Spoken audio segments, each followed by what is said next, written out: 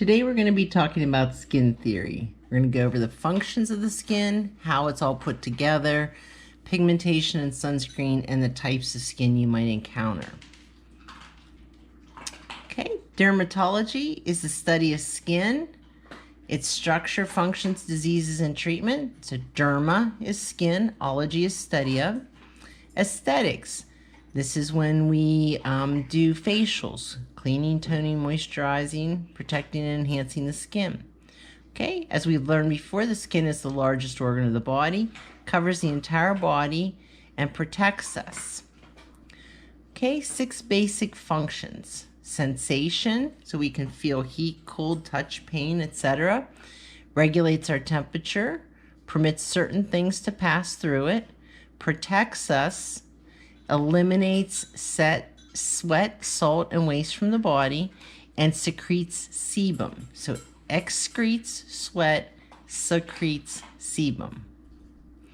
Okay, 3 main layers: the epidermis, the dermis, and the subcutaneous. Okay, so your epidermis is about as thick as a piece of paper. So if we look at the edge of a piece of paper, it's about that thick.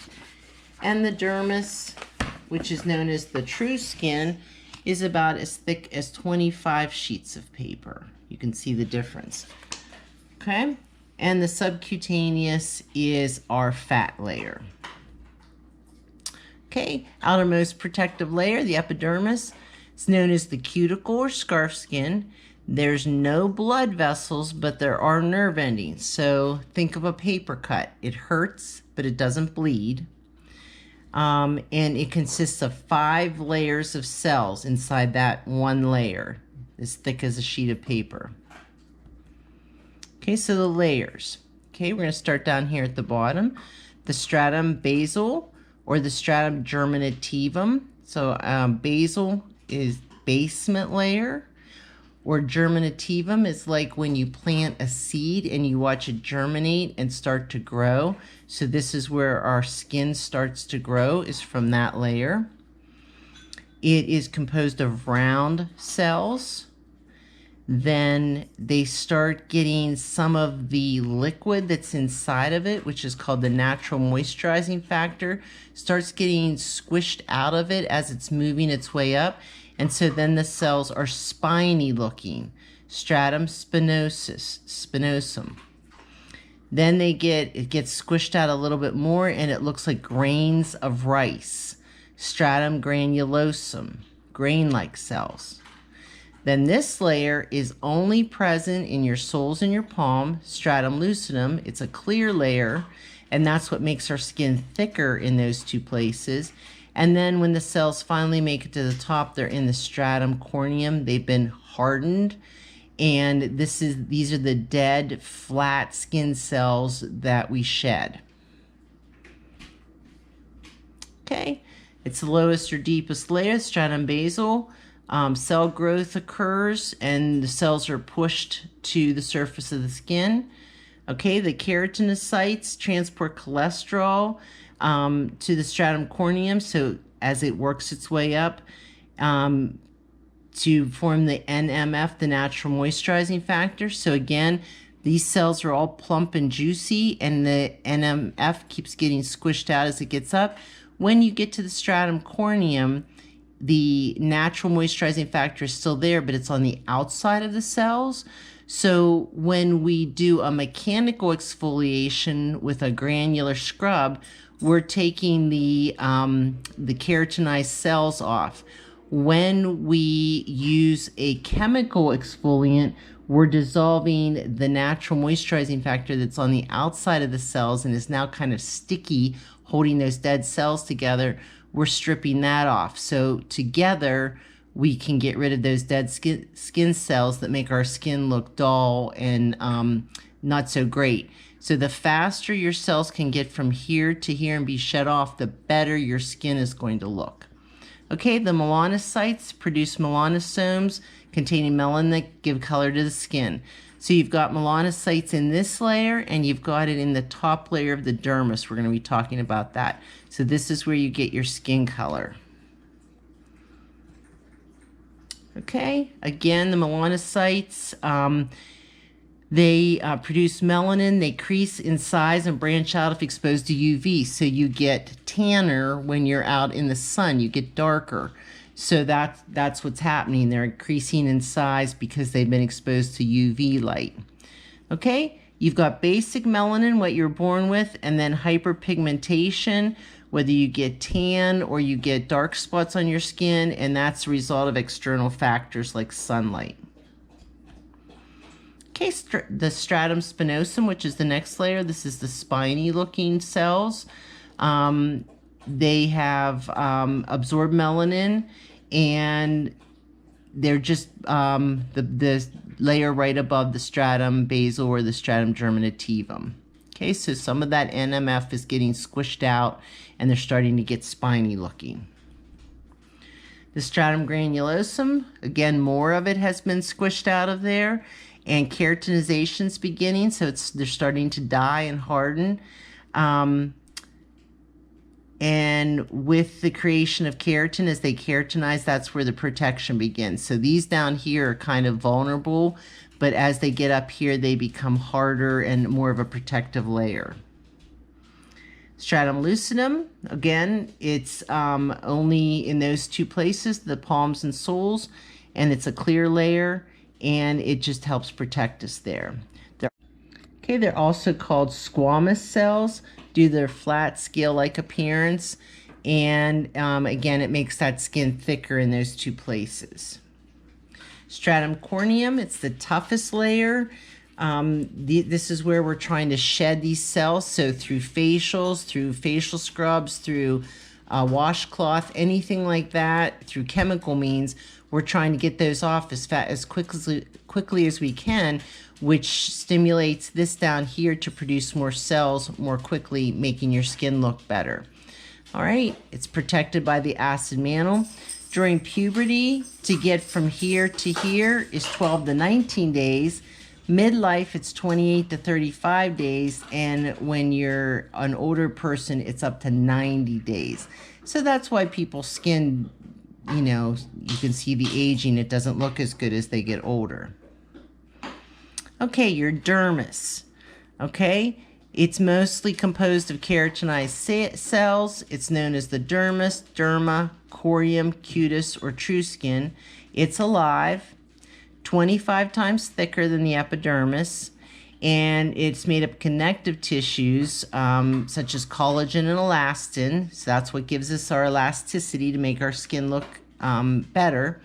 And there's two layers, the papillary layer and the reticular layer. So the papillary layer sits right underneath the stratum basale. So it also has some melanocytes in it to give us color. Okay, it has the papillary layer, has blood vessels and capillaries, tactile corpuscles, that's what lets us feel things when it touches our skin.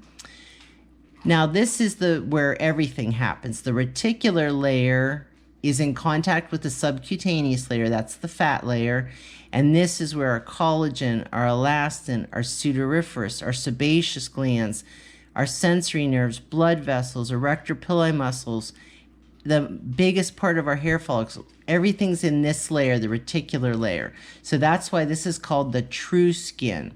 If I go back, if this is only as thick as a sheet of paper, even though there's 5 layers in there, things just kind of pass through that, but you can see that it's primarily found down here in the dermis, in the true skin. All right, our sudoriferous or sweat glands. Okay, we have a sweat pore. It's over here. It's completely separate from the hair. It's by itself. It helps us control our body temperature, excrete waste, and help keep our pH factor acidic. Between that and the sebum coming out and mixing on our skin, that's how we get our acid mantle, which is protective. Okay, we have the most sweat glands on the palms of our hands, soles of the feet, scalp and forehead, underarms, anterior trunk, and genital region. Makes sense. Now, sebaceous glands are attached to our hair follicle, produce sebum or oil. It's 2 to 3 times larger around our facial follicles than scalp follicles. That's why we get more pimples on our face and cause oily skin when we get too much. We do not have any on the palms of our hands or the soles of our feet, which makes sense. If we went barefoot, we'd be slipping and sliding. And if we had it on the soles of or on the palms of our hands when we shook hands with someone, we'd be all slippery. Okay, so no oil glands there. Okay, sebum has a high percentage of fatty, oily substances.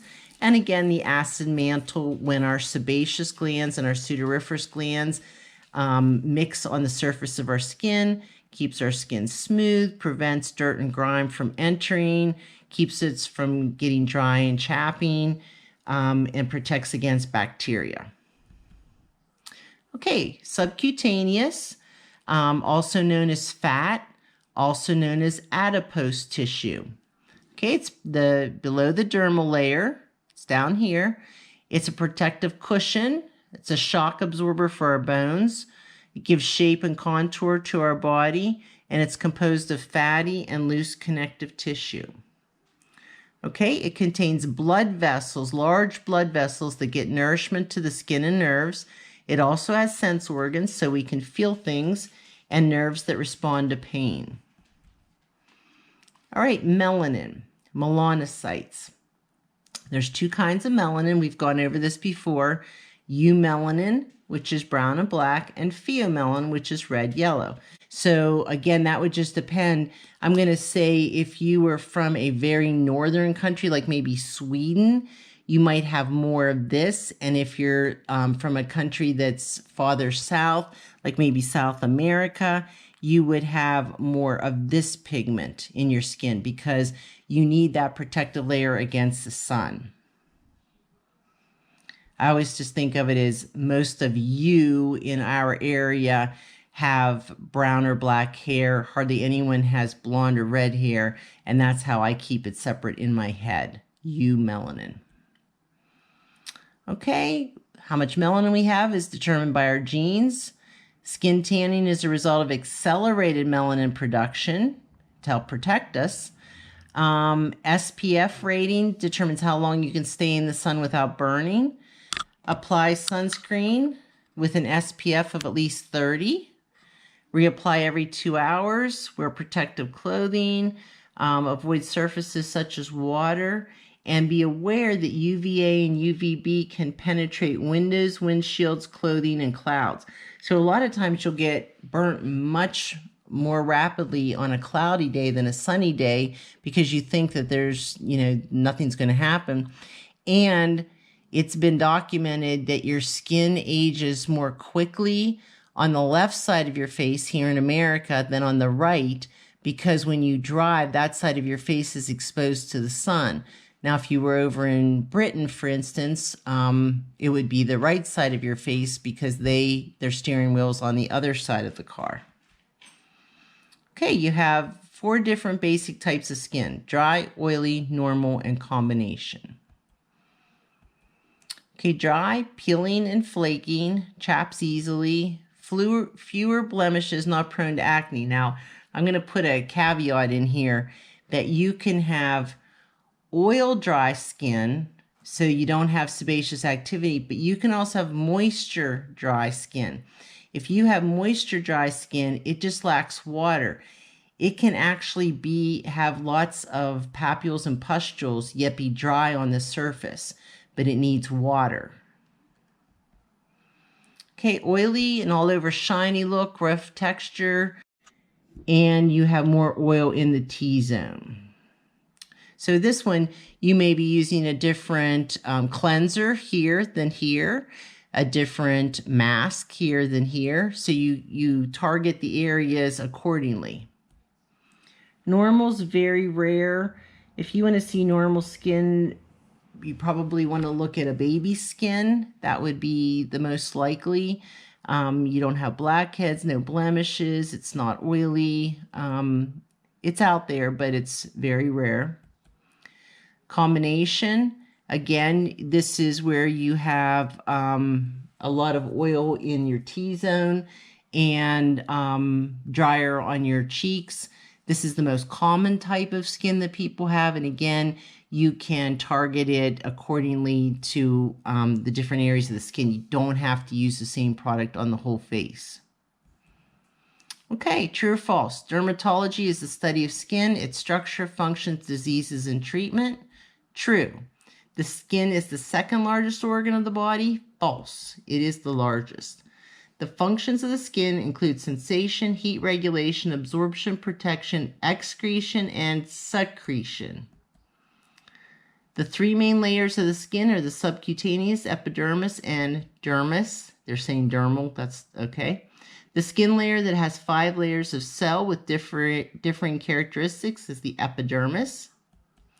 Sweat is produced by the gland known as the sudoriferous gland.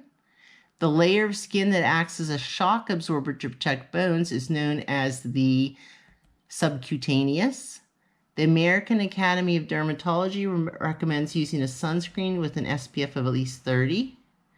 From a salon professional's point of view, the surface of the skin falls into 4 basic types of dry, oily, normal, and the most common one, combination.